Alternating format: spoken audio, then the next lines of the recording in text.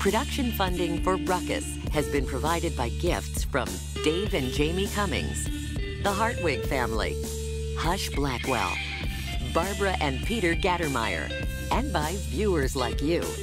Thank you. Welcome to Ruckus, our weekly food for thought fight over the news of the day and the trends of the times. I'm Mike Shannon. The Ruckettes join me shortly, and our topics this week: the KCI question is finally answered. No answers yet to persistent financial questions in Kansas, and some Democrats question if Hillary's nomination was rigged. Plus, of course, roast and toast.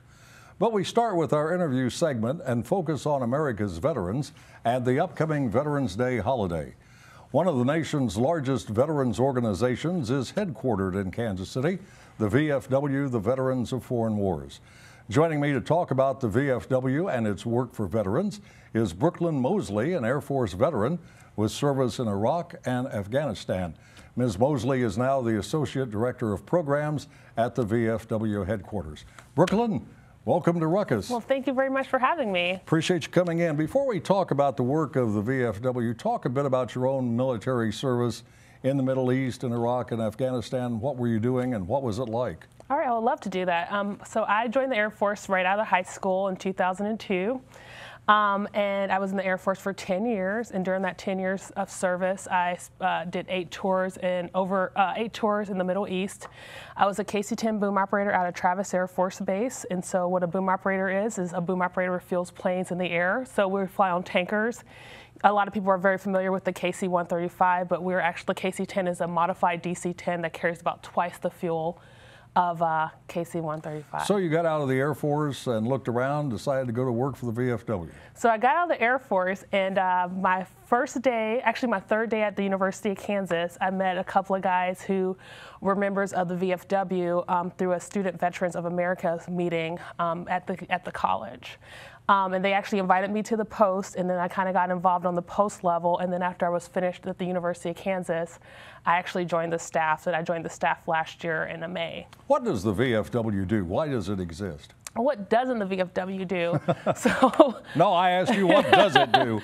So the VFW exists. Originally, the VFW, which is a 117-year-old organization, 118-year-old organization, excuse me, it started out when people got back from the Spanish-American War and the Philippine insurrection, and they realized that they needed advocates to start advocating for veterans benefits because people left for the war and they didn't come back the same way and they needed help. And so the VFW has continued that kind of service throughout this tenure. Some of the things that VFW does is we advocate in DC, but most importantly, our programs like our unmet needs programs, we help families who are in need. We have an employment and transition service, which I work on personally. And then we also offer scholarships through our Help a Hero Scholarship, which is sponsored by Sport Clips. And they monitor Veterans Administration hospitals, do they not? Yes, they do. Make sure that those are being kept up to date? Yes, and we also have service officers that will help a veteran get through that process. So when they want to start applying for benefits, we have a service officer that can go through that daunting task of trying to figure out what you qualify for and how to do that paperwork. We actually have those people. Well, you can't get in the VFW if you're just a veteran. You have to have actually served in a foreign conflict, have you not? Yes, so I got my VFW eligibility through my service with Operation Iraqi Freedom and Operation Enduring Freedom. But one thing that's really great about the VFW is that all of our services that we provide to veterans regardless if they are VFW eligible or not. But to be a member, you have to have served in a foreign land, do you not? Yes, sir. Did you not? Yeah. Mine is because of Vietnam, and I would guess Vietnam veterans make up the largest cohort in the VFW. Yes, currently Vietnam veterans do make up the largest population, but we are seeing a shift with more younger vets getting involved. Like myself, I'm a VFW Life member, and I am on the younger end of the scale of veterans that are eligible. You mentioned some of the programs you're involved with. Give us a quick overview of some of those that you think are important. So one of the programs that we are the most proud about is our Unmet Needs Program. And our Unmet Needs Program has given over $8 million of aid to veterans in need. And what that is it's a financial grant of up to $5,000 for veterans who have found themselves in a financial hardship. And then also, we also offer disaster relief through our Unmet Needs program. So to kind of give a snapshot with all the hurricanes that have happened, our Unmet Needs program has actually processed more applications in the last 2 months than they processed all year. So the amount is a lot less than the full financial grant, but they've pushed through so many applications to help families get back on their feet after these disasters. So if a veteran needs some help in some area and not sure where to turn, what to do, you could make a call to the VFW and get some guidance. Yes, and so one of the ways to find out what kind of guidance you need is go to our website, vfw.org. So if you need financial assistance, it's vfw.org/assistance. If you need help finding a service officer, you can go to the vfw.org website as well. We have so many programs, and that's the best place to start if you're a veteran in need. All right, Brooklyn, thanks for coming in. Right. Happy Veterans Day. Thank you for your service in the military. Thank you for yours, and welcome home, sir. Thank you. All right. That is Brooklyn Mosley, Associate Director of Programs at the VFW headquarters in Kansas City. Now let's meet the panel and start a ruckus.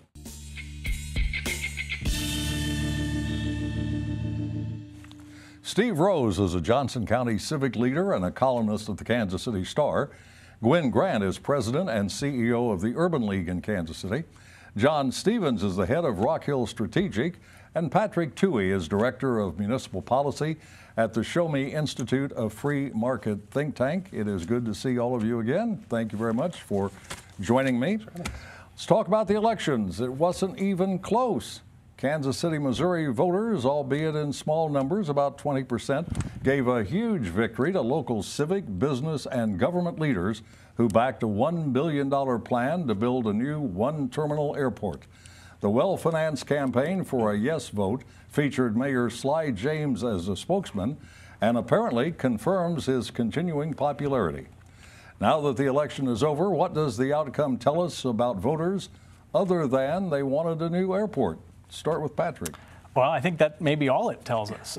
It wasn't just the margin that was wide, by the way. Although turnout maybe was low, it was higher than we expected. So I think this is clearly a mandate. This is an endorsement. We will be finding out over the next few months exactly what we said yes to, because the details of cost and financing have yet to be determined. There's yet to be a memorandum of understanding worked out between the city and Edgemoor Construction. That's correct. And I found out just earlier today that the electrical and plumbing for the entire airport goes through Terminal A.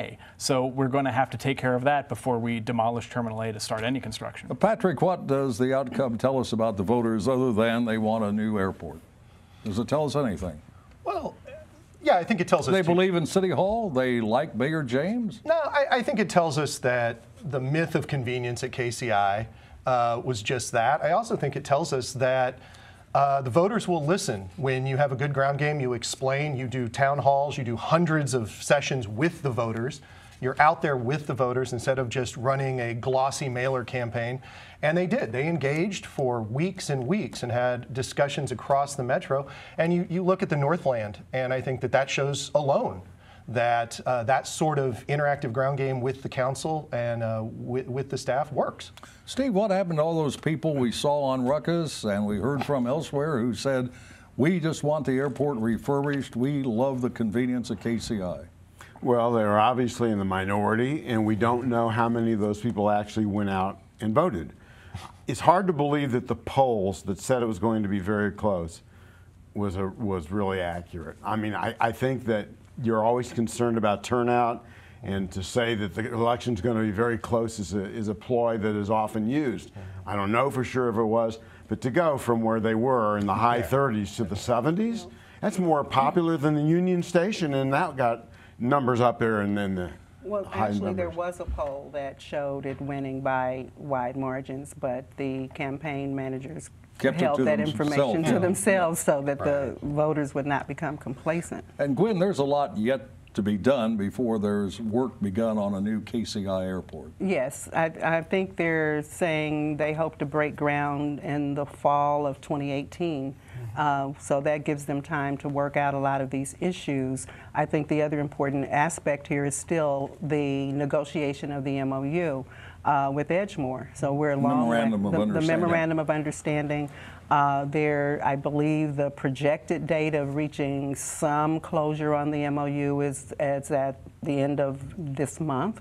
But that stands, to be seen. And you've spoken out with concern about how Absolutely. women and minority businesses are treated in this deal. We still have those concerns because those things have not been finalized, and it would be certainly unfortunate for this project, a billion-dollar project, to go forward without transformative minority participation on that project. I absolutely agree. I think it's crucial that KCMO, that our city leaders through this process, just like they have done with the GeoBond activation, that they're transparent, that they lay out what is being done, when it's being done, and I think that's going to be important if we want to have future elections that work. That is the triumph of hope over experience, I think.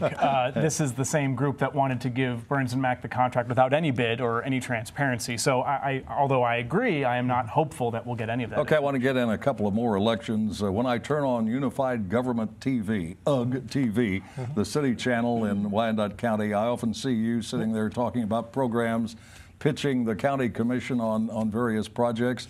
What happens now with a new mayor coming in? Mark Holland, the incumbent, defeated, and David Alvey is the new mayor, or will be the new mayor in January. Well, they're both within KCK. Mr. Alvey and Mayor Holland are both well known. I think it was a close election. I think they both carried good, positive campaigns. There's a lot of momentum in KCK and Wyandotte County. It was a very close election, and I don't know that it is as surprising as some people outside of KCK well, would say. It was because, was it not primarily that Mr. Holland, Mayor Holland, had disputes with the public safety unions, and that's anathema in Kansas City, Kansas, and Wyandotte County politics? That may have and often in Kansas City, Missouri. That may have had some impact. I think that there was. I don't know that there was a lot of truth to that dispute at the end. Oh, they're operating around City Hall. They were picketing, John. Yeah. Well, I'm saying there was action out there, but I'm saying I don't know that there was a lot of depth to all right, that Steve, real it wasn't dispute. a terribly surprising outcome that Carl Gerlach remains the mayor of Overland Park. Well, I mean, there were a group of us that made some bets about a week before, and everybody bet about the same thing, in that low 60%. I don't think, none of us thought that Charlotte O'Hara was really gaining traction. I think people are happy living in Overland Park, and maybe they're more than happy. They're probably thrilled to live in Overland Park with all that it's done and for the families to live there. And so she was running up against a stone wall. They keep re-electing the same mayor. They did that with Ed Eilert before Carl Gerlach. That's true, and there seems to be a long-term satisfaction with the way the city's run. All right. About 14 months ago, a group of newly elected legislators, some from Johnson County, many with no government experience, marched off to Topeka to end what they saw as the Brownback Reign of Terror. They were determined to end the state's financial crises by raising taxes and thereby ensuring that the state's public schools got all the money they wanted. Well, the legislators did raise taxes and schools got more money. But this legislature learned, as have previous ones, the recalcitrant state Supreme Court continues to demand more school funding, but refuses to say how much more. So with higher income taxes, the financial forecast looks better, but folks in both parties warn that nothing is certain because of the continued uncertainty about schools. One might say, Steve, the more things change, the more they stay the same. Yes, and I think that there's no one who's surprised about the fact that the Supreme Court came down with the decision that they did. I think the issue is going to be how the legislature figures out a way to come up with an extra several $100 million, because that is going to be, everybody thinks that's kind of the magic number that's going to please the Supreme Court. Now, whether or not, they're going to have to raise taxes. And we don't know, nobody knows what taxes they're going to raise. I was going to say income taxes? It could be income, it could be sales again, it could be, there could be plugging of loopholes within the current tax structure. There's a lot of ways to get there, but they're not going to be pleasant, and nobody, nobody's going to like doing it. But I think that on the expense side, I don't see it. I don't see there any any more cuts in the social fabric or anything else that's going on. That's always the line. Well, we've cut budgets to the bone. What happened in Kansas and in a number of states throughout the Midwest is that income has remained flat. The agricultural industry, the energy industry took a hit, and that affected Kansas. Now, everybody pretended that it was all because of Brownback and tax cuts. They've raised taxes, but without those basic fundamentals changing, Kansas is going to have the same problem. Let me just respond this way. Kansas will not be able to tax itself into prosperity. So 2/3 of the budget goes to education, both K through 12 and higher education. It's not enough. And then you have Medicaid, which is mandated. And when you're all done with all of that, you've got about this much left to cut. And that is, if you cut it all, it still wouldn't give you enough money to fund the schools in Kansas the way the Supreme Court is demanding. Well, I think that's the problem. Right. I think Kansas has to look at how its funding formulas work and figure out a way to actually educate kids without some pretend magic formula, as you said earlier, that makes unelected judges happy. John, 2018 is an election year in Kansas. We'll elect a new governor and perhaps new members of the state legislature. Does it look like a really good year for the Democrats, not only nationally, but also in Kansas?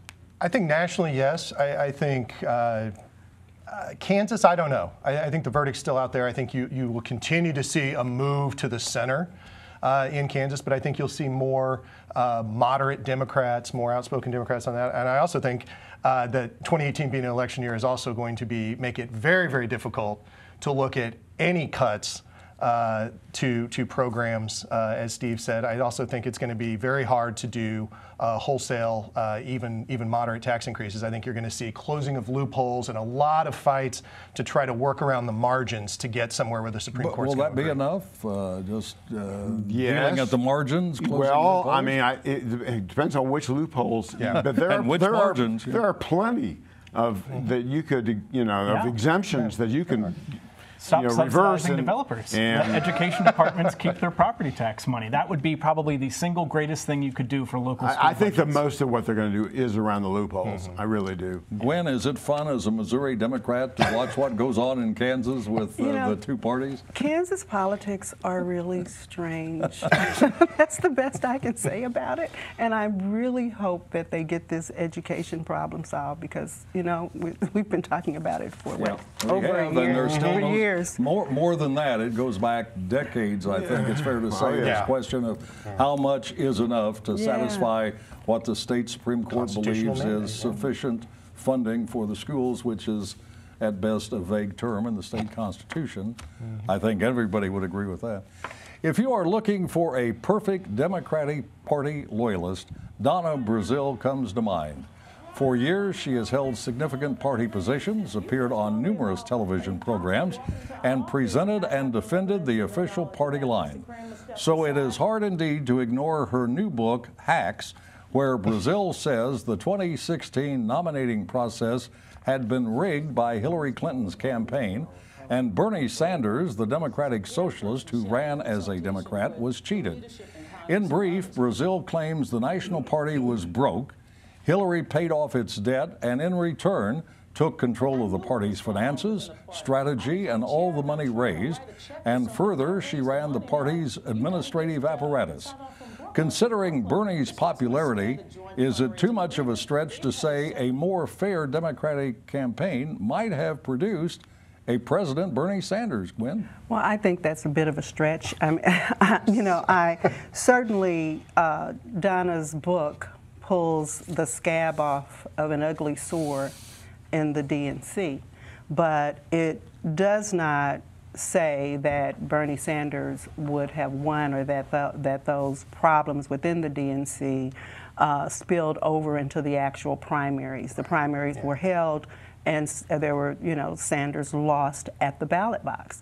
Now, you also cannot deny, though, that the DNC did through its process maybe had its finger on the scale a bit to tip it in Hillary's favor. But the notion of rigging at the ballot box, not true. But the DNC is supposed to be impartial. Yes. The DNC Democratic National Committee is supposed to be a fair arbiter, not take sides, not That's do true. something to help one candidate over Right, the other. right. And I think it is demonstrably clear that the DNC was working hard to protect Hillary and make her the nominee. Oh, Brazil said the campaign was like a cult, and I'm sure within the DNC She it was said that that. way. And that she was treated badly by the Hillary staff. And That's obviously Clintons, she's angry. the Clintons had been around for years, decades, so this shouldn't be surprising. But regardless of the day-to-day accusations, this is an important process for the Democratic Party to go through.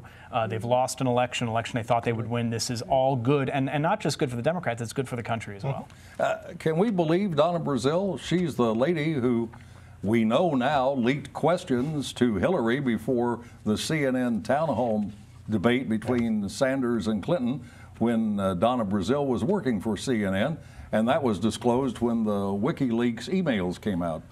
I absolutely agree with Patrick. I think this is a good exercise for any party to go through to look at itself in the mirror and really determine what it wants to be. But can we believe her? Can we believe Donna Brazile? No, not in this book. She conveniently left that out. Yeah. I mean, she has yet to explain that. She was on Fox a couple of nights ago. I happened to see it. All right. And she was asked about that, and she said, well, actually, I didn't want our candidate blindsided by not knowing what the question was going to be. That's pretty which sort of that's pretty negates the But you know purpose what? of having Still, a debate. All of that said, you cannot discount the fact that there are problems that need to be addressed, and there's truth in what she's saying. So how much of it is true?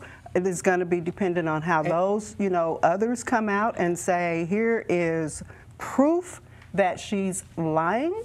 And these things are not true. What they've come out and said we really loved Hillary and we weren't depressed and all that. But there has not been a denial about the financial. Why are all the Democrats trail. attacking Donna Brazile? They ought to be thanking her for coming forward and telling the truth about the party and criticizing the Clintons. I think they would if she had written a book that was clear, that laid out the facts. She wrote a book that in some ways was designed to sell a lot of books and would have made Alex Jones. Aren't most books written for that purpose? She has a right to do feared that. for her safety and pulled the shades closed of her office. Well, after a member of the DNC got killed. Even she is walking it back. Yesterday, she told Willie Geist, no, it was not rigged. So she's walking back her own statements in her book. She can't decide what she believes, yes. Right, exactly. Is this the end of Hillary Clinton as a viable participant in Democratic politics as a candidate? As a candidate, perhaps, but hey, she's a guest editor of Teen Vogue. I mean, this woman's got legs. She'll be around for years and years. Is this the end of Donna Brazile having influence in the Democratic Party, serving as DNC chair, a member of the She's not committee? going to be in toast. the DNC, but I think she still has influence. Why do you think she waited so long? She knew this last summer when she was took writing over her as book. interim It chair. took her that long to Takes a write while it. to So write her Takes a while book to was write more a book. important than the health of the party. Yes.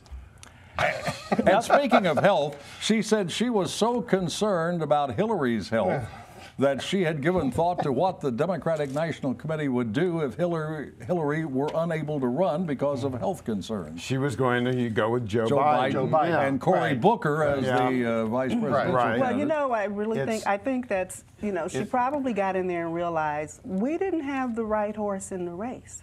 And Well, I could have told her that. You wouldn't look at in which we learned the Clinton campaign. They blew it, and we have to acknowledge that. And Sanders might have won. I think Some of this is Monday morning quarterbacking. It is. Of course it is. If 40,000 Thursday votes, evening if 40,000 votes went the other way, we would have been saying that all these people at the DNC were brilliant. Hillary would be president. So it's a small margin. She may walk back some of what she wrote, but ultimately for the party, this is a good, if painful, exercise. I know I want to buy the book or check it out from the library or something. I I got to read this. I just downloaded it on my Kindle, so I'm going to read it. All right, now we're going to head to the soapbox for Roast and Toast, where the Ruckheads have 30 seconds each to exonerate or excoriate people and events in the news, and we start with Mr. Rose. I would like to roast Congressman from Kansas, Kevin Yoder, because he's supporting a tax plan that is almost identical to what Kansas did, which was a complete and utter disaster. He should be telling his colleagues, Don't go down that route. My home state has already done that, and it's been proven to be a failure. You don't get more revenue by slashing taxes extremely across the board, and particularly those that belong to corporations. All right, John. I'd like to toast UNESCO for naming Kansas City as one of 180 global creative class cities, specifically related to the history of music in Kansas City, including the current vibrant music scene. And I would encourage all Kansas Cityans to get out and support local music. Gwen. I'd like to roast the Westport Business Association for trying to privatize public streets and thereby infringe upon the constitutional rights of citizens to walk in public without the fear of being searched or harassed. The fact that such an ordinance would even see the light of day at the City Council is mind-boggling to me. To privatize public streets is a slippery slope that can lead to widespread racial profiling. We are much better than that, Kansas City. This is not the solution to the problems in Westport, and shame on the Westport Business Association for using these tactics to further their business interests. Patrick. My toast is to the World Series championship Houston Astros and to Major League Baseball at large for perhaps remaining the last unpolitical institution in America. Don't ever change. All right, and finally, it is not often you see a jazz legend in downtown Kansas City, but that happens every time this lady comes back home to perform at the Quality Hill Playhouse. She was back last week, and so were her many fans, I among them. The word legend is used far too often and often inappropriately, but not when it is used to identify Marilyn Maye, still singing the great American songbook at the age of 89. And that is Ruckus for this week. We are back next Thursday at 7. Now for the Ruckettes and the crew, Mike Shannon saying thanks very much for watching and good night. Production funding for Ruckus has been provided by gifts from Dave and Jamie Cummings, the Hartwig family, Hush Blackwell, Barbara and Peter Gattermeyer, and by viewers like you. Thank you.